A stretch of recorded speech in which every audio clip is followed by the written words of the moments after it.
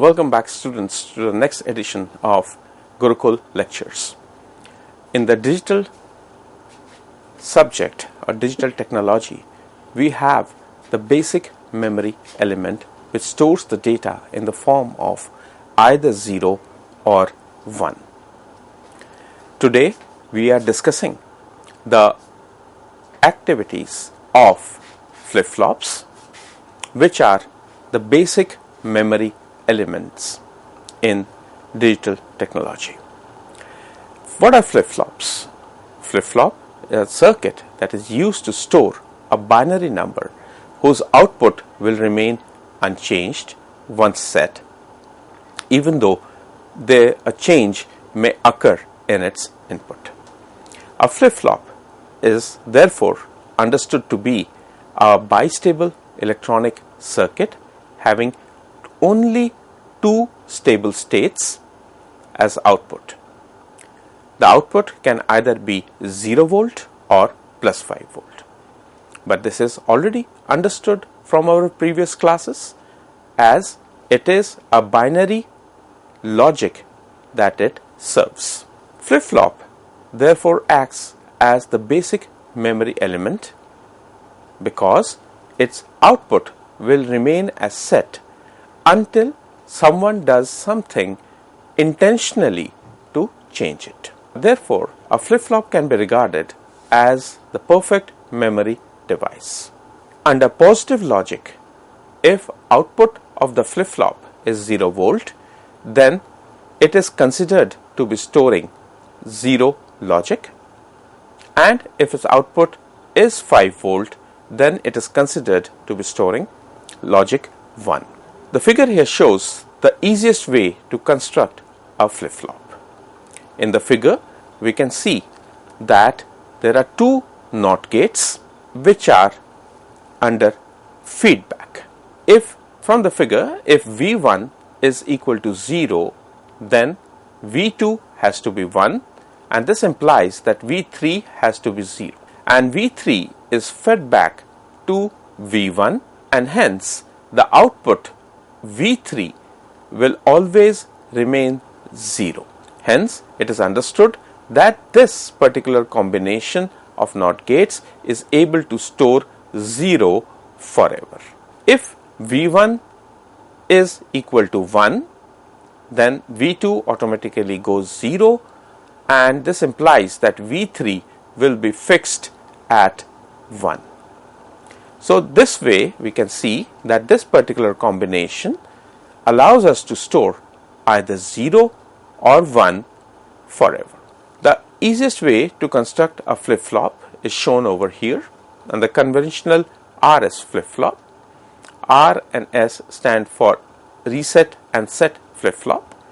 It is important to note that herein we have used two NOR gates, wherein output of the first NOR gate is fed as one of the inputs of the second NOR gate, and output of the second NOR gate is fed back as one of the inputs of the first NOR gate.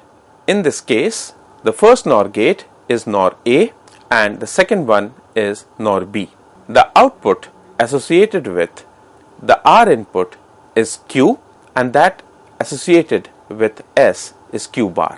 From this figure, it is important to note that at any given point of time, for any particular combination of R and S, if Q and Q complement have the same value, then that input cannot exist, because under digital logic, Q and Q complement can never ever have the same value. So if we have two inputs, then we have 4 combinations of inputs, because this being digital logic, for 2 inputs it is 2 to the power 2 combinations, and the combinations, 4 combinations are 0 0, 0 1, 1 0 and 1 1. So let us try to evaluate the functioning of this RS flip-flop by using various input combinations. Let us consider the first case, wherein R is equal to 0, S is equal to 0. So the value of Q is not known, but at any given point of time in a digital logic, it can either have a value of 0 or a 1. So let us start with a combination wherein R is equal to 0, S is equal to 0 and Q is also equal to 0 as the first case. Now if Q is equal to 0, then the input for NOR B, the lower NOR gate, NOR B, would be 0 and 0. So 0 and 0 input for NOR B will give an output equal to 1. This 1 goes into the NOR as one of the inputs of NOR A or the upper NOR gate. So input of the NOR A would at this time be R equal to 0 and 1 from output of NOR B. 1 and 0 would keep the Q output as 0. So if we consider multiple turns like this, so Qn, we began with Qn as equal to 0, Qn plus 1 is also 0, Qn plus 2, as we would see, would also be equal to 0, and this will keep continuing forever. So two things to note, that with R equal to 0, S equal to 0, Qn for the first time assumed to be 0, we get the Qn complement below as 1.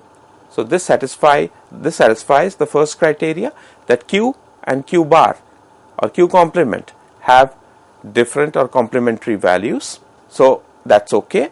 And secondly, Q is forever fixed to 0. Qn 0, Qn plus 1 0, n plus 2 0, n plus 3 0, and it remains 0 forever.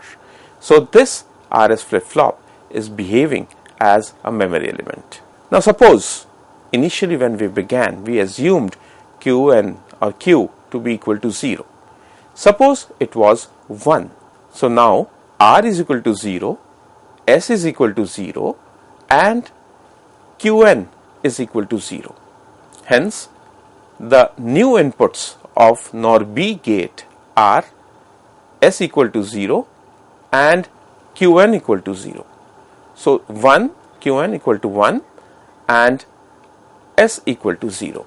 So the output of the NOR gate now should be, NOR gate, B gate should be equal to 0. 1 and 0 as input to a NOR gate would give an output equal to 0. So again, when we begin with Qn equal to 1, Q prime, Qn prime comes out to be equal to 0, and hence both are complement of one another. Now this output of NOR B gate acts as one of the inputs of NOR A. So NOR A inputs now would be R equal to 0 and output of NOR B is 0, and hence input to NOR A is 0 and 0. So output of NOR A again comes out to be equal to 1. So Qn is, we started with 1. So Qn plus 1 is 1, n plus 2 is 1, n plus 3 is still 1, and this will go on forever. So hence we see that for this particular RS flip-flop, when the inputs R and S are 0 and 0, then the next value, the output, is the last value itself.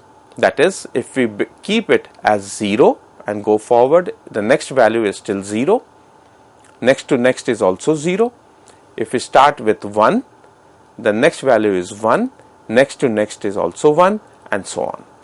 So therefore, in the truth table that is shown here, we write R0, S0, Qn plus 1, that is the next stage, is last value, and therefore the action that we see is no change.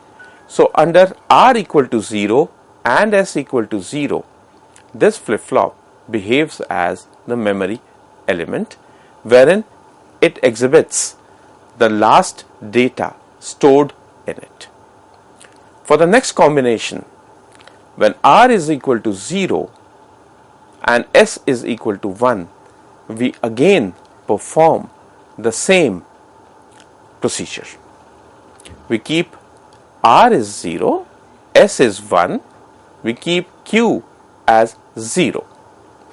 So now the inputs of NOR B gate are 1 from S and from Q it is 0. So 1 and 0 gives an output equal to 0. So momentarily there is a problem wherein the Qn value was 0, but Qn plus 1 complement came out to be 0. But let us see what happens in the next cycle. The moment Qn complement comes out 0, it goes back to the NOR A gate input, and here the inputs are R equal to 0 and output of NOR B is again equal to 0. So 0 0 combination input of NOR A gives the output, changes the output to 1. So momentarily, for a fraction of a second, Qn and Qn complement would have the same value, but quickly the Qn plus 1 would change over to 1. Now this 1 will again come back as input to NOR B gate, and in the second cycle we would have NOR B gate as being equal to S equal to 1, Qn plus 1 equal to 1, and the output would again be fixed at 0. So Qn plus 1 complement would again be 0. This 0 would again go back to NOR A, and output Qn plus 2 will be equal to 1, and the cycle will go on forever. Hence, we see that R equal to 0, S equal to 1, Qn start with 0, the output comes out to be equal to 1. So again, the next combination, R equal to 0, S equal to 1, Qn was equal to 1. Last time it was kept at 0. Right now, we'll keep it at 1. So this 1 will come to NOR B input. So 1 input from Qn, 1 input from S, output of Qn complement would be 0. In this case, we see that Qn and Qn complement both are complement of one another, and hence digital logic is correct. This output of equaling 0 goes back to the NOR gate A, R0, output of NOR B 0 gives Qn plus 1 as 1.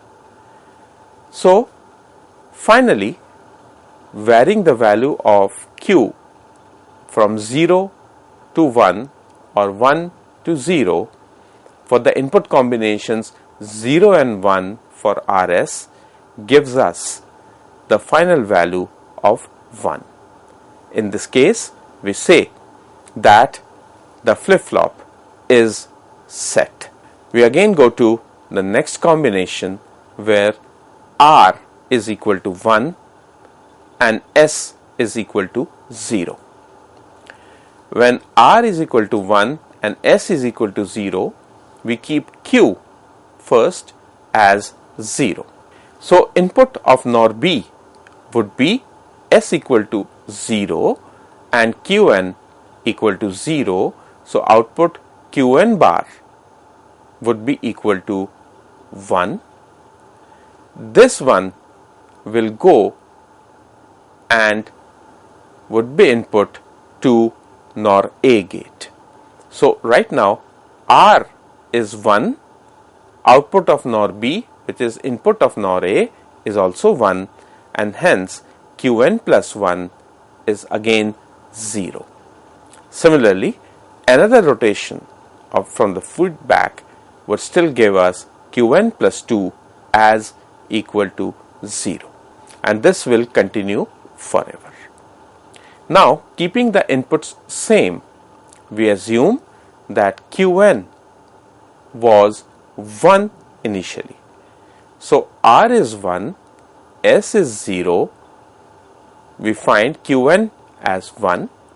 So, this 1 comes as input to NOR B, and we have S as equal to 0. So, 1 and 0 in a NOR gate would give the output Qn bar as 0. This 0 would act as the input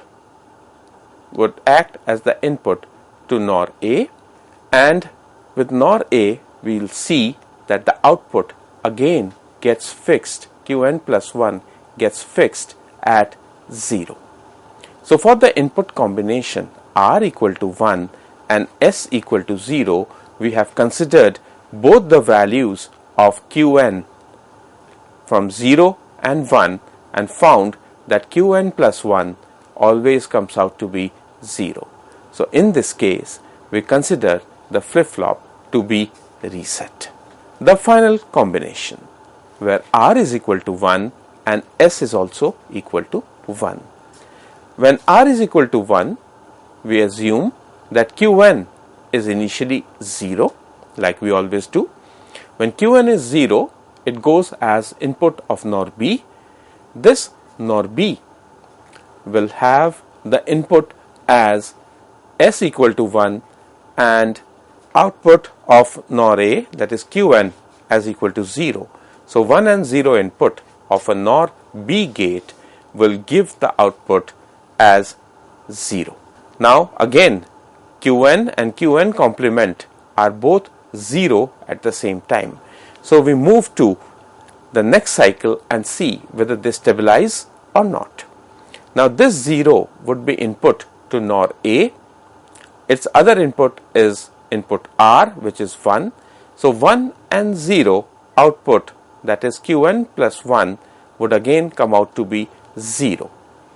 This 0, Qn plus 1, 0, would be the input again for NOR B. This NOR B will have one input from S. So, again input of 1 and 0, the output will still be 0 for Qn plus 1 complement. In this way, we can go innumerable cycles and yet we will never get a stable output, because Qn, Qn plus 1, Qn plus 2 and so on, and Qn complement, Qn plus 1 complement, Qn plus 2 complement and so on would always have the same values, and hence in the truth table we design the output O as unknown, and hence existence of this input combination for RS flip-flop is forbidden, because when R is equal to 1 and S is equal to 1, then we always get the values of Qn and Qn complement to be equal, and which is just opposite of what digital logic stands for. So, the circuit here shows making the RS latch using NAND gates. In the previous slide, we had NOR gates and now we have NAND gates. Where preferential use of NAND and NOR gates is done because we have studied earlier that both these gates, NAND and NOR, are universal gates. That is, functioning or logic function of other gates can all be realized using these two gates. So, again, the truth table here shows R and S combinations, the 4 combinations 0, 0, 0, 1, 1, 0 and 1, 1. In this case, it is important to note that we have since we are using NAND gates, so we are converting from product of sum logic to sum of product logic, and hence instead of taking R and S, we take R complement and S complement. So when R and S are 0 0, then the inputs are actually R complement, S complement, that is 1 1. So when it is 1 1 actually entering the NAND gate, then again we would have, in this figure it is important to note that S is there with Q and R is there with Q complement. When we were using NOR gates, we had R with Q and S with Q complement. So in this case, for R and S to be equal to 0 0, one of the inputs of the top NAND gate, let us call it A, is 1 and the bottom one is B. It is input is fixed at 1. So Q from the gate A, NAND gate A at the top, Q, can either be 0 or 1. Let us consider this to be 0 first. So 0 of gate A at the top is the input of gate B at the bottom. So for the NAND gate, we will have R equal to 0, but R complement is the input, so it is 1 and 0 from gate A. 1 and 0 output will be, for the NAND gate, the output would be equal to 1. Now this 1 goes back to the top NAND gate A, and we'll see that the input is 1 and the other input from output of gate B is also equal to 1. So 1 and 1 would again give back 0. So Qn, we began with value 0, goes to display the Qn plus 1 value to be 0 again, and this will go on innumerable number of times till the time we change the input. We can do the same procedure with Q value as being 1, and we would see that we'll still get the last state from where we began. It is important to note that Qn and Qn complements never ever have the same value. Hence, digital logic is actually working here. So in this case, we can safe to assume that when R is equal to 0 and S is equal to 0, then the output of the flip-flop is the last state and it behaves as the memory element. For the next case, R is equal to 0 and S is equal to 1, we have the inputs as R prime is 1 and S prime is 0. So we have 0 input to the gate A and 1 input to the gate B. So again we begin with Q as equal to 0. So R right now is 1. So Q from top gate, output of top gate A, comes as a feedback to gate B, and the combination that would have is 1 and 0. So output comes out, Qn complement comes out to be equal to 1. This one goes to the top, and in this case S prime is 0. So 0 and the output here 1 gives rise to Qn plus 1 as 1. So see, the initial Qn value was 0, but right now the Qn value, n plus 1 value, has changed to 1 and it stays 1 forever, despite taking many turns here in this case. So we would see, if we work out with other values too, for the input combinations S and R as 0 0 0 1 1 0 1 1, the output would still be the same that we obtained by using NOR gates. The only thing to distinguish between the two is that in the NOR gate case of making the RS flip-flop, we had the value R going with Q and we had the value of S going with Q and complement.